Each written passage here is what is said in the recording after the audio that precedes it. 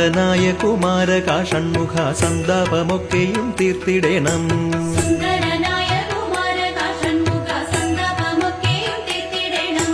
നിൻ തിരുമുന്നിൽ നമിക്കുന്ന ഞങ്ങളിൽ കാരുണ്യരശ്മി ചൊരിഞ്ഞിടേണം.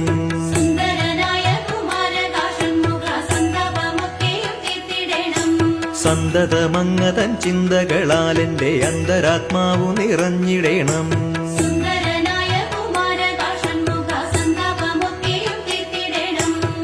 ഉത്തരം കിട്ടാത്തൊരെന്നുടെ ജന്മത്തിനുത്തരം കിട്ടാൻ അലിഞ്ഞിടേണം.